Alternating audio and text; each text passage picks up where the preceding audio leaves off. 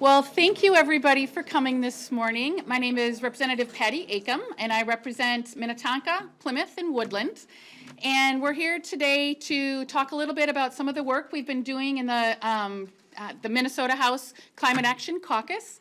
As some of you know, we developed this caucus last year in response to people in our communities and really the youth who have made such an empowering plea that we work on climate change issues. And so over the interim, we had a series of meetings that looked at climate change through the lens, or looked at different issues, through the lens of climate change. And so we looked at housing and transportation and public health and the environment, and I'm forgetting some, but really all of it was to come up with solutions that we could work on together to solve this big problem. And so today we're joined by many of my colleagues and some youth that are running just a little bit late, and also labor. And so let's see, we're here to share our package of proposals for climate actions that we can take on this session, or some of them that we can take on this session.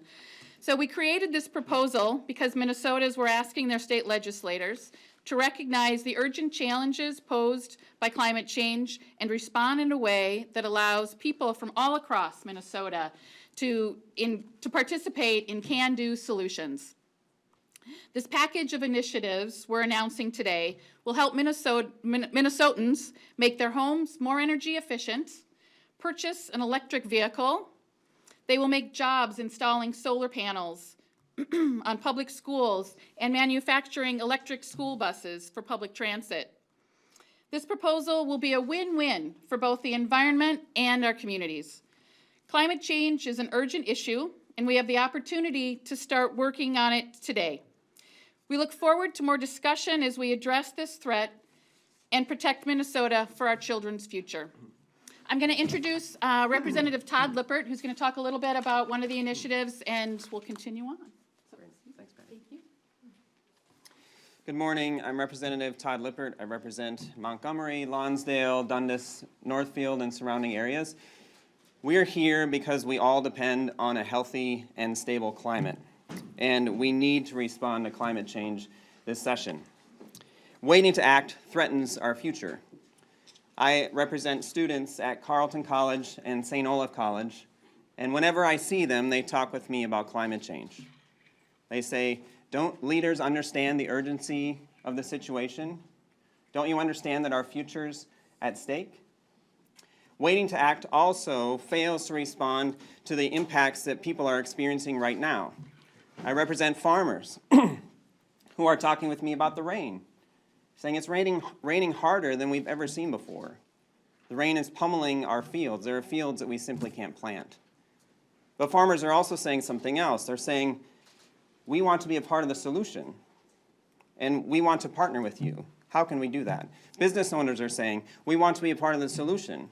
How can we do that? How can we partner with you? I'm proud to stand with my House Climate Action Caucus colleagues to say, we understand the urgency. We understand that we need to act now. And we understand the complexity and scope of climate change as well. We know that we need to be integrating a response to climate into as many areas of state policy as we possibly can. I'm the vice chair of the Long-Term Care Committee, and I'm proud to be the lead author on a bill that will make $20 million available to our 365 nursing facilities across the state for energy efficiency grants. Making our nursing facilities more energy efficient will benefit the climate, there will be less CO2 emitted into the atmosphere, and it will also benefit their bottom line, meaning that more dollars will be available for the care of our elders, our seniors, our loved ones. This is good for Minnesota. And we're making energy efficiency grants available for schools, for homeowners, for businesses as well. The plan we're putting forward is solid, it's smart. There will be multiple benefits for Minnesotans now and in the future. We can't wait another year to respond to climate change. We need to act now and assign these measures into law. At this time, I'm going to invite Bob Bryan to come forward. Thank you, Representative. I'm Bob Bryan. I'm with United Steelworkers, District 11 here in Minnesota. And I'm here today proudly representing the hardworking steel workers throughout the state of Minnesota, especially in our long-term care facilities. We know that climate change is happening already in our state, and our leaders here in St. Paul have taken action over the years to ensure Minnesota is doing its part to tackle the climate crisis, but more needs to be done. We also know that wages in our state have stagnated. In 2018, the median household income in Minnesota dropped slightly when adjusted for inflation. Energy efficiency is a key component of any plan to tackle the climate crisis. It's a cornerstone of the Blue-Green Alliance Solidarity for Climate Action platform, which is supported by several unions and environmental organizations, including the United Steelworkers. In too many communities around our state, good-paying jobs are hard to come by. For many communities, nursing homes are a significant employer. We support Solidarity for Climate Action because we need a plan that will tackle not just our climate change, but will also spur the growth of good-paying jobs in every corner of the state. We have 400 nursing homes in Minnesota, and investing in them to make them more energy efficient is a way to reduce unnecessary energy waste, help their bottom lines, and put people in skilled trades to work, making these necessary upgrades and upgrades to facilities. The plan put forward today will not just reduce the emissions driving climate change in Minnesota, but will also create the kind of good-paying jobs needed by workers and communities around the state. And I'd like to now introduce Marco Hernandez.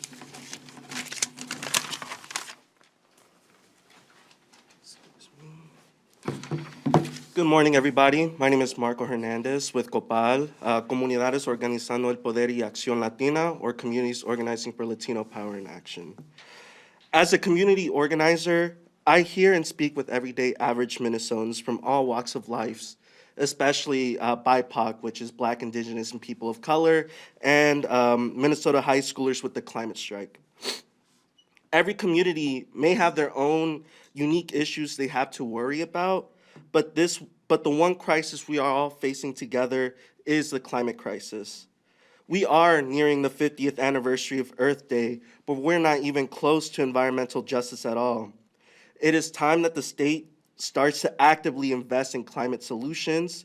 Each day passes on without a solution to the crisis, but we continue as business as usual. As we go on, more Black and brown families in the metro develop asthma through trash incinerators and increasing air pollution. Our farmers will continue to have bad harvests due to increasing rain and the change in weather patterns. And with more rain and hotter weather, that means more mosquitoes will spawn and spread more diseases. I do not want to continue down this road, and the communities I work with agree with me on this. And so that is why I'm grateful for the legislators in this room. They recognize the urgency of this crisis and will work on behalf of all Minnesotans in order to secure a wonderful future for all in this state. With further investments, we want to urge the state to invest in public and school buses that are 100% electric, especially more public buses going to communities of color. Addressing the state's water quality issue, especially in poor communities of color, putting solar panels on schools and making solar panels more affordable for homeowners, and making commercial buildings more efficient, and definitely improving how Minnesotans deal with waste. And so part of the money should also go into improving outreach on those different programs by actively having the state inform our Latino, Hmong, and East African Minnesotans of the potential new changes to come. And so with that, I would like to bring Anna Grace Honger with the 100% Campaign Steering Committee. Actually, Anna Grace is not here yet, so we're going to go on to the next, which is All right. Mona with. Yep. Good morning. My name is Mona Meyer. I'm with the Communication Workers of America Labor Union, and I'm proud to be here today representing hardworking members of CWA in Minnesota. Climate change is real, and the solution we put forward, like the 13% plan we're talking about today, must not just reduce the emissions causing it, they must also drive the growth of good-paying union jobs around our state. Our members, like most Minnesotans, are seeing the impacts of climate change with their own eyes. We know we have to take action now, and we are ready.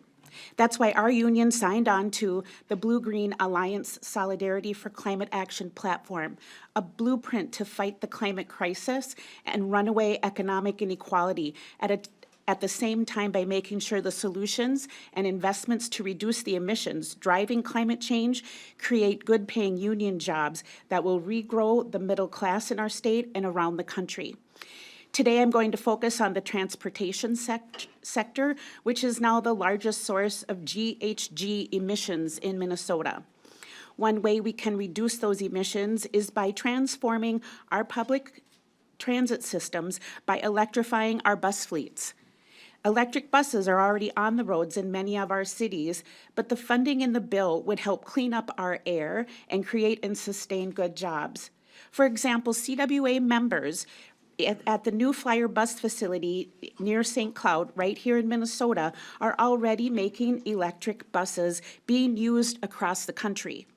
The funding proposed would help local units of government put 100 electric buses on the roads around our state. Modernizing our school bus fleet is another opportunity to reduce emissions and grow good-paying jobs. The funding in this proposal will help close the gap between the cost for traditional buses and the electric buses for school districts. Finally, we could and we should be doing more to promote electric vehicles for consumers in our state. The rebates included in this bill would help put electric vehicles within the reach of more people and drive the market for EVs. Thank you. And I think with that, since Anna Grace wasn't able to make it, we'll open up for questions if people have any.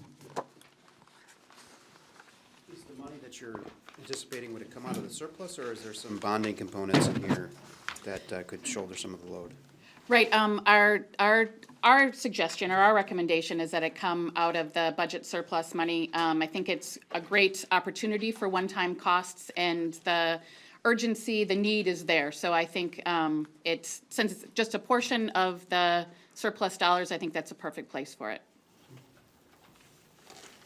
And how did you guys settle on these as opposed to, I mean, there's dozens or hundreds more of Right. ideas that you could have put in. Right. We really wanted to focus on initiatives that everyday Minnesotans could participate in. We, through our series of meetings with the Climate Action Caucus and town halls and other engagement with members of our community, we heard that they wanted to participate in the solution. They would ask, what can we do? How can we help? And so many of these are ways that everyday people can help with the solutions of climate change. Anyone from leadership up there, or is this something that you're even having to convince your own leadership to get on board with? No, our leadership is certainly supportive. I think that they are waiting for targets that will be coming out after the February forecast before they are stepping in. But they're absolutely supportive of, they're hearing from Minnesotans as well and realize that we need to be acting on climate change now. So certainly they're supportive and looking for the forecast before making any kind of recommendations. Any other questions from reporters? Everyone. Thanks, you guys.